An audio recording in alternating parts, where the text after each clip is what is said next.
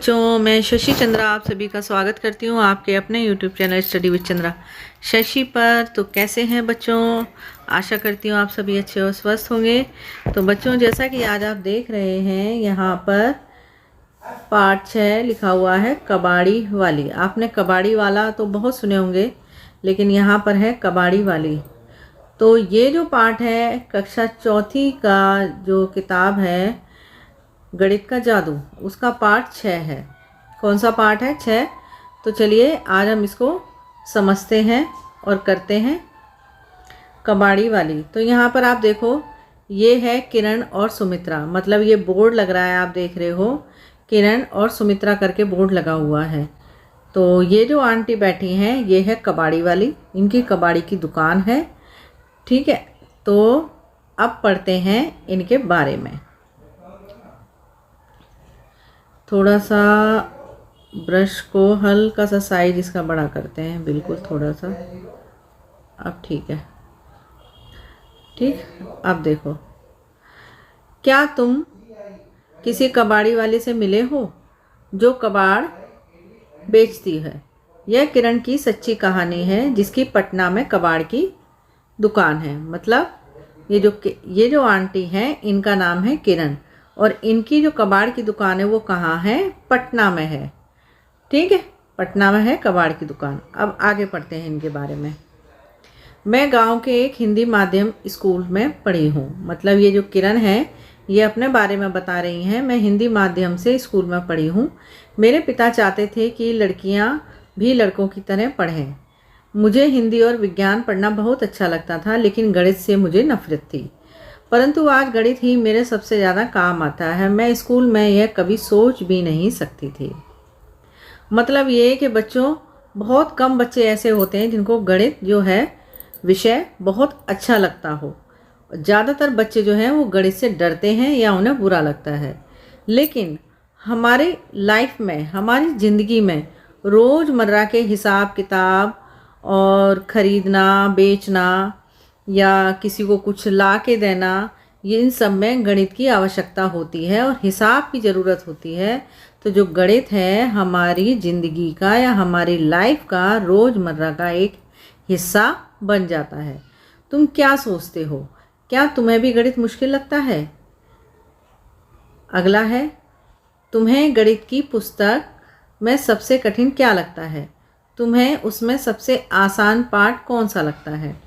तो ये जो 3 क्वेश्चन हैं इनका आंसर आप मुझे कमेंट बॉक्स में लिखेंगे, क्योंकि किसी बच्चे को तो गणित मुश्किल लगता है और किसी बच्चे को गणित मुश्किल नहीं लगता। तुम्हें गणित की पुस्तक में सबसे कठिन क्या लगता है? किसी बच्चे को सबसे कठिन जो है वो क्या लगता है? गुणा के सवाल लगते हैं, किसी को हासिल वाले लगते हैं, किसी को भाग के सवाल लगते हैं। ठीक है, तो आप इस तरीके से यहाँ पर इनको भरेंगे। तुम्हें उसमें सबसे आसान पाठ कौन सा लगता है? जो आपकी गणित की किताब है उसमें आपको सबसे आसान पाठ कौन सा लगता है वो आप भरेंगे। कहाँ पर? इसमें। जब मैं छोटी थी तब मेरे पिता की एक दुर्घटना में मृत्यु हो गई। मतलब एक एक्सीडेंट में किरण के पिताजी की मृत्यु हो जाती है, इसलिए मेरी माँ को दूसरे के घरों में नौकरानी के रूप में काम करना पड़ा। हम बहुत मुश्किल समय से गुजरे। मुझे कक्षा 8 के बाद स्कूल छोड़ना पड़ा। मतलब किरण की पढ़ाई कहाँ तक हुई? 8वीं कक्षा तक ही पढ़ाई की। किसने? किरण ने। मैं और आगे पढ़ना चाहती थी, लेकिन मेरी माँ ने मेरी शादी कर दी। मेरे पति का परिवार एक कच्चे मकान में रहता था। उनके 2 भाई और एक बहन स्कूल नहीं जाते थे। मेरे पति की चाय की एक दुकान थी। मतलब किरण की शादी जिसके साथ हुई वो एक कच्चे मकान में रहते थे और उनके 2 भाई एक बहन थे जो स्कूल नहीं जाते थे। और उनके पति की किसकी दुकान थी? चाय की दुकान थी। किसके पति की? किरण के पति की सॉरी। पता लगाओ एक कप चाय की कीमत। आप किरण के पति जो हैं वो चाय की दुकान करते थे, तो आप ये अंदाज़ा लगाइए, ये पता लगाइए जो आपके आसपास जो चाय के स्टॉल हैं कि वहाँ पर एक कप चाय कितने की मिलती है। तो एक कप चाय जो है वो 10 रुपये की कम से कम मिलती है। 10 रुपये की चाय तो मिलती ही है। ठीक है, एक चाय की दुकान पर। ठीक है, और होटल में मतलब एक चाय की दुकान पर कितने की मिलेगी? 10 रुपये की। ठीक है, आप अपने आप इसको सही कर लेना। ठीक है, और होटल में कितने की मिलेगी? वो चाय आपको 15 या 20 रुपये की होटल में मिलेगी।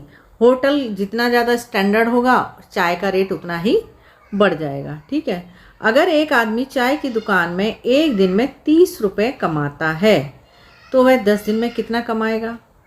अब देखो, एक आदमी एक दिन में एक दुकान से कमाता है कितने? 30 रुपये। तो 10 दिन में कितने कमाएगा? 10 दिन में कमाएगा वो कितने? 10 गुना 30 बराबर कितना? 300 रुपये।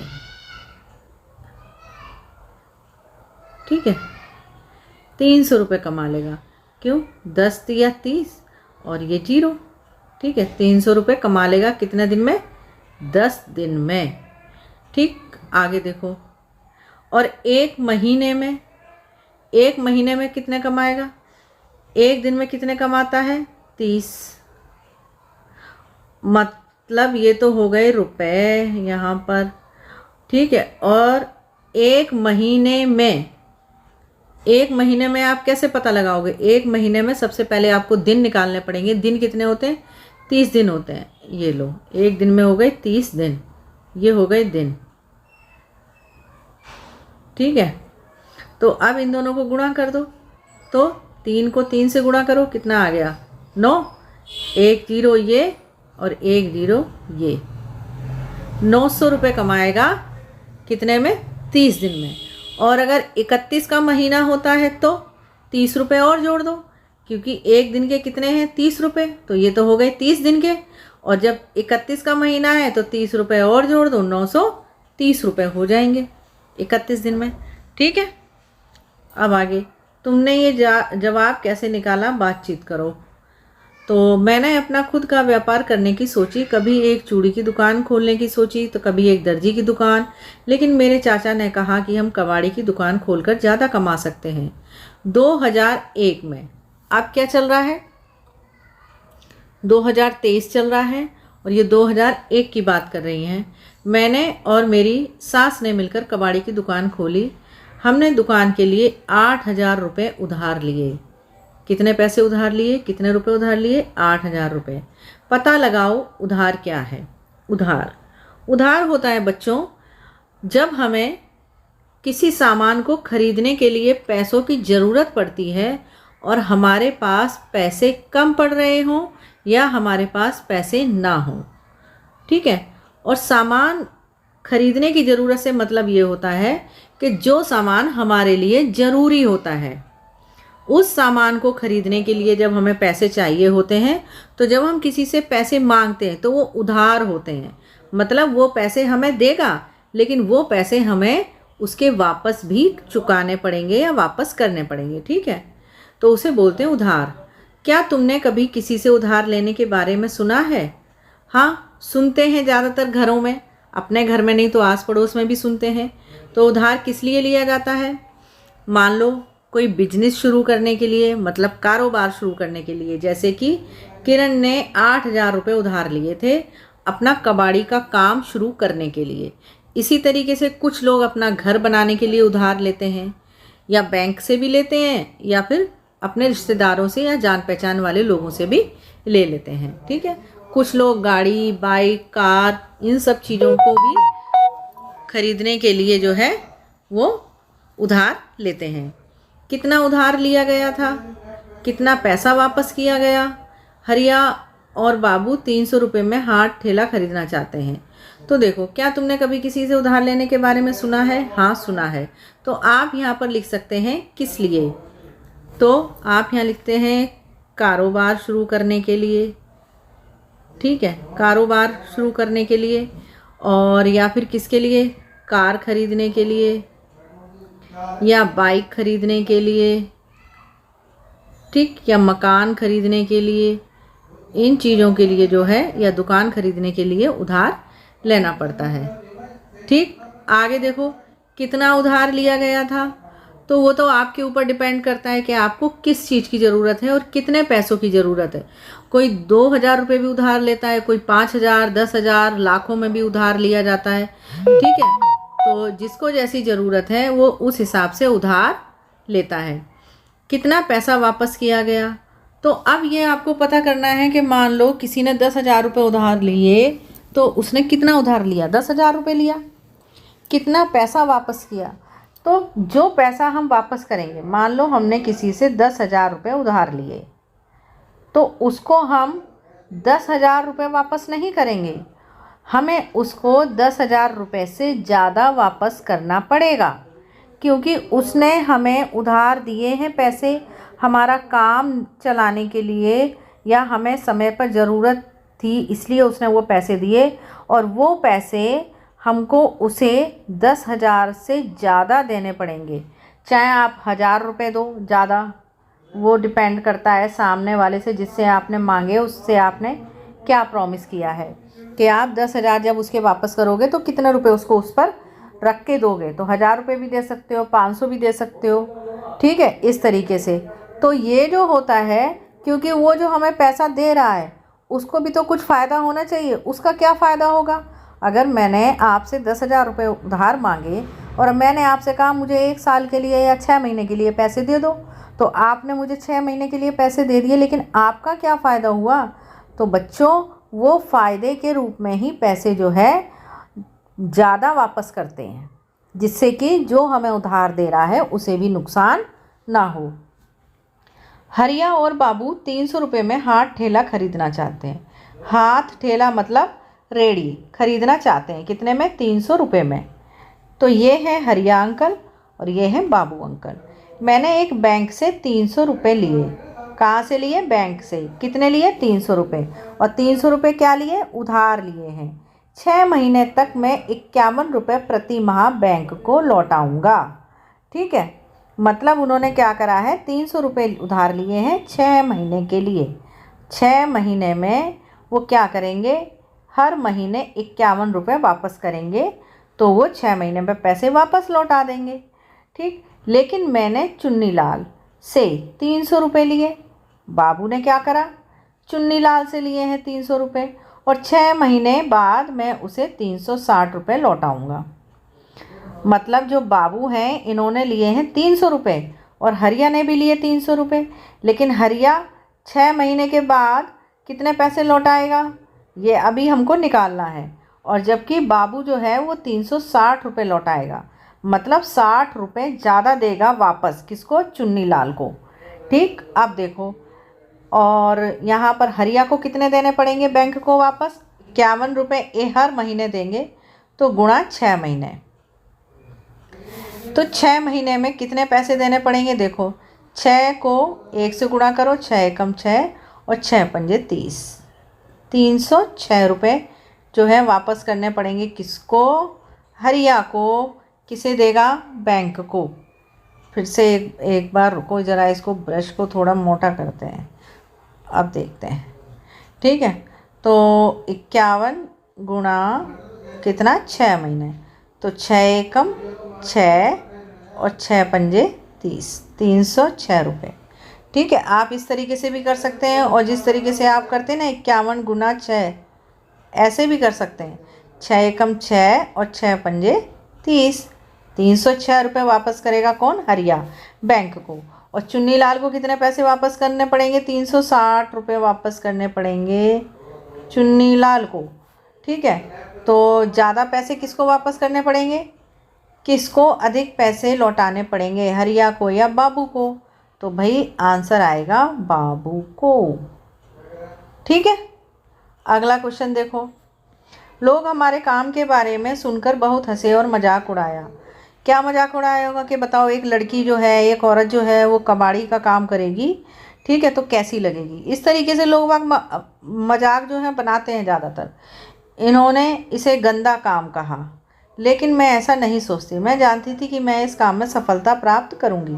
अब हमारे पास एक पक्का मकान है जहाँ बिजली भी है, हमारे पास फ्रिज है, टीवी है और गैस स्टोव है। मेरे पति के भाई बहन और मेरी बेटी भी स्कूल जाती है।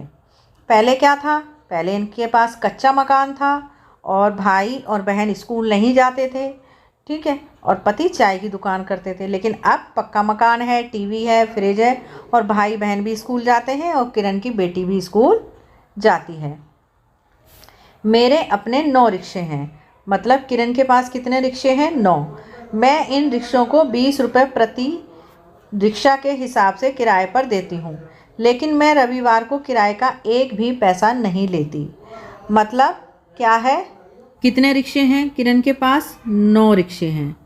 ठीक है, एक सेकेंड यहाँ लिखते हैं। कितने रिक्शे हैं किरण के पास? 9 रिक्शे हैं।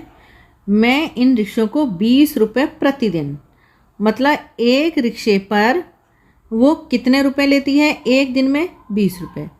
एक रिक्शा बराबर एक दिन में कितने? 20 रुपये लेती है। मतलब किराए पे देती है रिक्शा चलाने के लिए, और 20 रुपये लेती है एक दिन के एक रिक्शे वाले से। प्रति रिक्शा के हिसाब से किराए पर देती हूँ, लेकिन मैं रविवार को किराया का एक भी पैसा नहीं लेती। मतलब जो किराए पे रिक्शा चलाता है उससे वो सोमवार, मंगल, बुध, बृहस्पति, शुक्र, शनि तक किराया लेती है, बाकी रविवार वाले दिन कोई पैसा नहीं लेती। किरण 9 रिक्शों से रोज़ कितना कमा लेती है? तो देखो, एक रिक्शे से कितने? 20 रुपये। और 9 रिक्शों से कितना कमा लेंगी? 9 रिक्शों से कमाएंगी 20 गुणा 9। तो आप इस तरीके से इसको गुणा कर सकते हैं, 20 गुणा 9। तो 9 0 0, 9 दूनी 18। 180 रुपये कमाती हैं वो 9 रिक्शों से रोज प्रतिदिन। ठीक है, अब देखो, इसलिए वह 9 रिक्शों से कितने कमाएंगी? 180 रुपये। तुम यह कैसे करोगे? देखो, मैं इसे इस तरह करूँगा। 9 बार 2 हों तो 18 होता है, मतलब 9 दूनी 18। इसी तरह 9 बार 20 हो तो 180 होगा। जब हम 9 को 2 से गुणा करेंगे तो 9 दूनी 18 हो गया। ठीक है, लेकिन 20 के साथ 0 है तो यहाँ 0 लगा दो, 180 हो गया। ठीक है, आगे देखो। लेकिन मुझे इसका एक आसान सा तरीका मिल गया। 10 रिक्शों के लिए उसे मिलेंगे 20 रुपये। 10 में 200 रुपये, मतलब जब 10 को 20 से गुणा करेंगे, 10 गुणा 20 तो हो गए कितने? 200 हो गए ना। ठीक, उसके पास 10 रिक्शे नहीं हैं, कितने हैं? 9 हैं। एक रिक्शा कम हो गया तो 20 रुपये कम हो गए। तो 200 में से 20 कम करो, यहाँ लिखो 20, कितने बचेंगे? 180। अब 180 बचेंगे। ठीक है, तो जो तरीका आपको अच्छा लगे उस तरीके से आप कर लो। ठीक, अगला देखते हैं। किरण एक सप्ताह में एक रिक्शे से कितना कमा लेती है? अपने दिमाग में करें और उत्तर लिखें। अरे भाई, किरण एक सप्ताह में एक रिक्शे से कितना कमा लेती है? तो प्रतिदिन 20 रुपये लेती है वो एक रिक्शे से, और कितने दिन? 6 दिन तक। तो कितने हो गए? 6 दूनी 12। ठीक है, 120 रुपये। ठीक, 120 रुपये कमाती है वो एक रिक्शे से एक सप्ताह में, क्योंकि जो 7वां दिन है वो है रविवार का, और रविवार वाले दिन जो है वो पैसे लेती नहीं है। ठीक, अब देखो, अपने दिमाग में करें और उत्तर लिखें। 2 छिक 12। ठीक है, 2 छिक 12, ये वाली 0 यहाँ आ जाएगी। ठीक है, और फिर ये 2 छिक 12 और 60 वाली 0 यहाँ आ जाएगी। अब 3 दूनी 6 और 3 चौक 12। किस तरीके से? देखो, अरे सीधा अगर ऐसे भी लिखा हो तो कोई डर वाली बात नहीं है, आप ऐसे कर लो ना। इस तरीके से देखो, मैं बताती हूँ आपको। जैसे 42 है, गुणा 3 कर लो, ये वाला जो है ऐसे तो हो जाएगा। 3 दूनी 6 और 3 चौक 12, 126। ठीक है, इसी तरीके से गुणा होती है। फिर है 80 गुणा 4। अब देखो, 80 गुणा 4, 4 0 0 और 4 8 32, 320। ठीक है, 81 गुणा 4, तो 81, सॉरी 18 लिख दिया मैंने। 81 गुणा 4, 4 एकम 4, 4 8 32, 324। अगला देखो, 25 गुणा 9, तो 9 पंजे 45। ठीक है, और 9 दूनी 18, 19 20 21 22, 225। फिर है 9 एकम 9 और 9 तिया 27। ठीक है, इस तरीके से ये हो गए। अगला देखते हैं। मेरी खुद की छोटी सी कबाड़ी की दुकान है। मैं कबाड़ी वालों से कबाड़ खरीदती हूँ। वे घर घर जाकर हाथ गाड़ी में कबाड़ इकट्ठा करते हैं। मैं उनसे खरीदकर बड़ी दुकानों पर बेच देती हूँ। तो ये क्या करती है, किरण क्या करती है, जो छोटी छोटी कबाड़ी वाली दुकान है उनसे वो कबाड़ा खरीदती हैं और फिर उनको घर जाकर हाथ गाड़ी से ले आती हैं, कबाड़ा इकट्ठा करती हैं। मतलब जो इनके नौकर हैं उनको ये भेजती हैं और हाथ गाड़ी से वो कबाड़ा ढोकर रिक्शे पर ले आते हैं और फिर उनसे खरीद कर बड़ी दुकानों पर बेच देती हैं। मतलब उनसे खरीद लेती हैं छोटे कबाड़ी वालों से और फिर उनको बड़ी दुकानों पर बेचती हैं। इस कबाड़ के लिए कितने रुपए दिए जाएं? किरण ने कबाड़ी वालों से कुछ कबाड़ खरीदा। तो देखते हैं क्या खरीदा। आज की कीमत देखने के लिए मूल्य सूची देखो। कबाड़ की कीमत मालूम करने में किरण की सहायता करो। तो चलो भाई देखते हैं। 1 किलो अखबार 5 रुपये में बिकता है। 30 किलो की कीमत हुई 5 गुणा 30, मतलब 1 किलो अखबार के कितने पैसे हो गए? 5 रुपये। और 30 किलो अखबार है तो 150 रुपये के हो गए अखबार। 31 किलो अखबार के लिए उसे कितने देने होंगे रुपए? अब देखो भाई सीधी सी बात है। 30 किलो अखबार, 1 किलो अखबार मतलब बराबर 5 रुपये है और 30 किलो अखबार है वो कितने के हो गए? 150 रुपये के हो गए। और 31 किलो, ठीक है, मतलब 1 किलो ही तो ज़्यादा हुआ तो 5 रुपये और जोड़ दो, 155 रुपये हो गए। ठीक, और ऐसे समझ में ना आए तो सीधा सा हिसाब है कि 30 गुणा 5 150 रुपये, ठीक है। और 31 किलो के आप ऐसे जोड़ लो तो 5 एकम 5 और 5 तिया 15 होगा 155। सीधा सा हिसाब है अगर समझ में नहीं आए तो, ठीक है। तो 31 किलो अखबार के लिए किरण को रुपए कितने देने होंगे? 155 रुपये। ठीक, अगला देखते हैं। किरण को, ये रही देखो रेट लिस्ट, ठीक है। किरण को 42 किलो अखबार के लिए कितना पैसा देना पड़ेगा? तो अखबार की कीमत है, मतलब 1 किलो अखबार जो है वो है 5 रुपये के, तो 42 किलो अखबार कितने के होंगे? तो 42 को 5 से गुणा करेंगे, 5 दूनी 10 और 5 चौक 20 और 1 21, ठीक है, 210 रुपये यहाँ लिखेंगे, 210 रुपये। उसके बाद है 22 किलो प्लास्टिक। तो प्लास्टिक की कीमत क्या है? 10 रुपये। तो 22 को जब हम 10 से गुणा करेंगे तो यहाँ देखो 10 का मतलब अगर 0 हटा दे तो 1 बचा, तो 22 एकम 22 और 10 का मतलब है यानी 0, तो 1 0 लगा देंगे, 220 रुपये। फिर है 23 किलो बेकार कागज़। बेकार कागज़ की कीमत क्या है? 4 रुपये।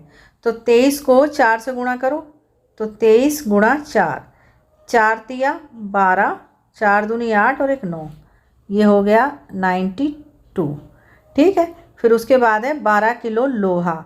तो लोहे की कीमत क्या है? 12 रुपये। तो 12 को 12 से गुणा करेंगे तो आएगा 144। अब इसे प्लस करो तो 2 4 कितना हो गया? 6। फिर है 2 और 1 3, 3 और 9 12, 12 और 4 16 का 6, हासिल 1, ठीक है। तो अब इसको जोड़ो, 2 और 2 4 और 1 5 और 1 ये 6, ठीक है। इनको जोड़ देंगे तो कितना हो गया? 2 2 4 और 1 5 और 1 ये वाला 6, मतलब 666 रुपये टोटल आया हमारा। सोचो किरण ने कबाड़ी वाले को कुल कितने पैसे दिए होंगे? 600 रुपये से ज़्यादा या 600 रुपये से कम? तो 600 रुपये से ज़्यादा। क्या तुम इसे बिना लिखे कर सकते हो? तो वो तो कर सकते हैं, जब आप हिसाब लगाना अच्छे से सीख जाएंगे तो कर लेंगे। किरण अपना सारा कबाड़ बड़ी दुकान पर बेच देती है। पहले वह मोबाइल फ़ोन से कीमत पूछती है और तभी बेचती है जब उसे अच्छी कीमत मिलती है। आज फिर वह दीनू की बड़ी दुकान पर प्लास्टिक, अखबार, लोहा और पीतल बेचने गई। दीनू ने 32 किलो लोहा, 4 किलो पीतल, 152 किलो अखबार और 63 किलो प्लास्टिक तौला। ठीक, ये रही देखो दुकान कबाड़े की जो आप देख रहे हो ना दोनों, ये रही यहाँ पर। तो देखो यहाँ पर क्या क्या तौला है, ठीक है, अखबार, प्लास्टिक, ठीक है, पीतल, ठीक है, लोहा, ये सब तौला है। दीनू ने 63 किलो प्लास्टिक के बदले कितना पैसा दिया? 1 किलो प्लास्टिक की कीमत है 12 रुपये, इसलिए 63 किलो प्लास्टिक की कीमत 63 गुणा 12 होगी। याद करो कक्षा 3 में तुमने गुणा करने के लिए बॉक्स का प्रयोग किया था। ठीक है, और ये है दीनू की रेट लिस्ट जिसके अनुसार वो कबाड़ को बेचता है। ठीक है, अब देखो यहाँ पर ये तो हो गया 63, 60 जमा 3 और ये हो गया 12। ठीक, तो 10 का सबसे पहले 60 में गुणा करा, आ गया 600, फिर 3 में गुणा करा 10 का 60 में गुणा तो 600, 10 का 3 में गुणा तो 30, फिर 2 का 60 में गुणा तो आ गया 120, फिर 2 का 3 में गुणा आ गया 6। ठीक है, फिर क्या करेंगे, फिर ये इन दोनों का गुणा कर देंगे। अब देखो आगे 63 गुणा 12 मतलब हुआ 63 संख्या 12 बार आएगी। तो या फिर आप सीधे सीधे कर सकते हो 63 गुणा 12, ऐसे भी कर सकते हो। सबसे आसान यही है कि आप पहाड़े याद कर लो बच्चों। तो 12 बार 60 हुआ 720, तो अतः उत्तर जो है 720 से ज़्यादा होगा और 800 से कम होगा। बता सकते हैं क्यों? क्योंकि देखो ये है 63 और यहाँ पर 12 बार जो गुणा करा है कितने 60 से करा है, 12 बार जो गुणा करा है वो 60 से करा है, तो 12 छिक 72 होता है, तो 720 हो गया। बचा कितना, 3 बचा ना, 3। ठीक है, तो 12 तिया 36 हो गया, तो ज़्यादा होगा ना 720 से और 800 से कम होगा। अब देखो यहाँ पर कर रखा है, दीनू ने बॉक्स में अंकों को जोड़ा, इस तरीके से जोड़ा। और आप क्या करें, आप करें 63 गुणा 12, सीधा सीधा कर दो, 12 तिया 36, हासिल लगा 3, 12 छिक 72 में 3 जोड़ो, कितना हो गया 75, 756। और अगर ऐसे नहीं कर सकते हो तो आप ऐसे भी कर सकते हो, 63 गुणा 12, सबसे पहले 2 से गुणा करो, 2 तिया 6, 2 छिक 12, फिर 1 से करो, 3 एकम 3 और 1 तिया 3 और 1 छिक्की 6, अब इन्हें जोड़ दो, 6 हो गया, 3 2 5, 6 और 1 7, आ गया ना 756। तो जो आपको आसान लगे आप वैसे करें। ठीक है, आगे देखो, इसलिए 63 किलो प्लास्टिक के लिए दीनू 756 रुपये देगा। किरण ने 1 किलो प्लास्टिक 10 रुपये का खरीदा, लेकिन 1 किलो प्लास्टिक 12 रुपये में बेचा। 1 किलो प्लास्टिक बेचने के बाद उसके पास कितने पैसे बचे? बताओ कितने रुपए बचे? 1 किलो प्लास्टिक उसने खरीदा 10 रुपये का और बेच कितने का दिया? 12 रुपये का, तो 2 रुपये का फ़ायदा हुआ ना उसको। कितने का हुआ? 2 रुपये का, तो यहाँ लिखेंगे 2 रुपये। फिर 63 किलो बेचने के बाद वह कितना पैसा कमाएगी? 1 किलो बेचा तो उसने 2 रुपये कमाए, और जब 63 किलो बेचेगी तो कितने रुपये कमाएगी? 2 से गुणा कर दो, 2 तिया 6, 2 छिक 12, 126 रुपये कमा लेगी किरण। ठीक है ना, समझ आई बात? तो आज यहीं ख़त्म करते हैं, पेज नंबर 65 तक। वीडियो हो जाएगी लेंथी, इसका आपको दूसरा पार्ट अगली वीडियो में मिलेगा, पेज नंबर 66, 67 और 68।